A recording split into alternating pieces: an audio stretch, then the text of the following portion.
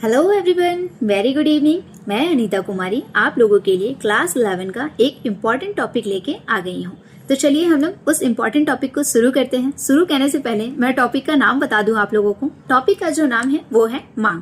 मांग किसे कहते हैं, इसका मतलब है डिमांड। व्हाट इज डिमांड, ठीक है। चलो हम लोग देखते हैं कि मांग किसे कहते हैं। मांग हमारी जो इच्छाएं होती है ना, अंदर की इच्छाएं होती है हमारी, उसे हम मांग की संज्ञा दे सकते हैं अपनी भाषा में। लेकिन अर्थशास्त्र की भाषा में मांग की परिभाषा कुछ अलग होती है। जब हमारी जो इच्छाएं है ना वो आवश्यकता का रूप धारण कर लेती हैं, हमारी जो इच्छाएं हैं वो आवश्यकता का रूप धारण कर लेती हैं, तो उसे हम मांग की संज्ञा देते हैं, ठीक है। जैसे कि एक उदाहरण मैं आपको देती हूँ कि आप रवि नाम का एक लड़का है, उसको 80,000 का आईफोन पसंद है। उसको पसंद है, वो उसकी इच्छा है, लेकिन वो उसकी आवश्यकता नहीं है, इसीलिए वो मांग नहीं कहलाएगी। लेकिन एक लड़की है आराध्या, उसको पढ़ने के लिए टैब की आवश्यकता है और उस टैब की कीमत 23,000 है, ठीक है।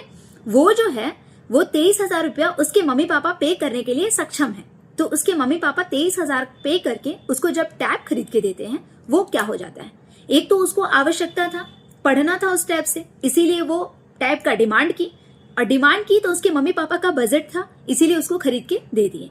रवि को आईफोन शो ऑफ करना है, उसका दाम भी 80,000 रुपए है, तो क्या रवि को उसके मम्मी पापा आईफोन खरीद के देंगे? देंगे भी तो वो कभी मांग नहीं होगा, वो उसकी इच्छा होगी। लेकिन आराध्या के लिए जो उसके जरूरत के लिए टैब खरीदाया है, वो क्या होगा बेटा, वो उसका डिमांड होगा, ठीक। इसको हम लोग एक अर्थशास्त्र की परिभाषा के रूप में अगर परिभाषित करें तो इसको हम लोग ऐसे सिंपल एंड सुअर परिभाषा देंगे कि एक निश्चित कीमत पर निश्चित समय में आवश्यकता और क्षमता को हम मांग कहेंगे। निश्चित कीमत पर निश्चित समय में आवश्यकता और क्षमता को, एक तो निश्चित कीमत है उसका जो फिक्स है, और निश्चित समय आज जरूरत है हमको, मेरी आवश्यकता भी है और मेरी क्षमता भी है खरीदने की, तो क्या हो गया बेटा, मांग हो गया। Thank you. अगर वीडियो अच्छी लगी हो तो प्लीज लाइक और सब्सक्राइब। चलो, मांग का टॉपिक तो हो गया, अब हम लोग देखेंगे मांग का नियम। मांग का नियम किसे कहते हैं, लॉ ऑफ डिमांड किसे कहते हैं। मांग का नियम का मतलब होता है, देखिए मांग में दो चीजें मेन रोल प्ले करती है, एक तो वस्तु की कीमत और दूसरी वस्तु की मात्रा।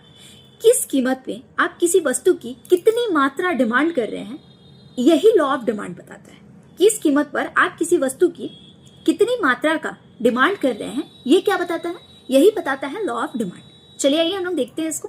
जैसे कि फेस्टिव सीजन है, दिवाली है, हम लोग शॉपिंग करने के लिए क्या लग गया, सेल लग गया। सेल लग गया, ऑब्वियस है कि शॉपिंग करेंगे, ठीक। By one get one free dress लगा हुआ है, वही लेंगे। क्या होता है ये सब, यही होता है लॉ ऑफ डिमांड। इससे हम लोग क्या देखते हैं, जब किसी वस्तु की प्राइस अधिक रहती है ना, तो हम उसका डिमांड कम करते हैं, और जब किसी वस्तु की प्राइस कम रहती है तो हम उसका डिमांड क्या करते हैं, अधिक करते हैं। जब किसी वस्तु की प्राइस अधिक रहती है तो हम उसका डिमांड कम करते हैं, और जब किसी वस्तु की वही प्राइस कम हो जाती है तो हम उसका डिमांड बढ़ा देते हैं। जैसे कि 50 रुपए किलो अगर आम है, एक उदाहरण लीजिए, 50 रुपए किलो अगर आम है तो आप 2 किलो आम की मांग करेंगे। लेकिन वही आम घट के 20 रुपए किलो हो जाए तो आप कितना मांग करेंगे, 5 किलो आम की मांग करेंगे। समझ में आ रहा है क्या हो रहा है, इसमें हो रहा है जब कीमत बढ़ रही है तो वस्तु की मांग घट रही है, और जब कीमत कम हो रही है तो वस्तु की मांग क्या हो रही है बेटा, बढ़ रही है। ये जो इनवर्स रिलेशनशिप हमको दिखाई दे रहा है ना, इनवर्स रिलेशनशिप जो दिखाई दे रहा है, is this called law of demand. Understand, law of demand it mean to say that law inverse relationship of price and quantity. Inverse relationship of क्या, प्राइस एंड क्वांटिटी, ये इसी को बोलते हैं लॉ ऑफ डिमांड। एक example लेते हैं, जैसे कि 1 दर्जन केला बाजार में खरीदने के लिए गए, ठीक है।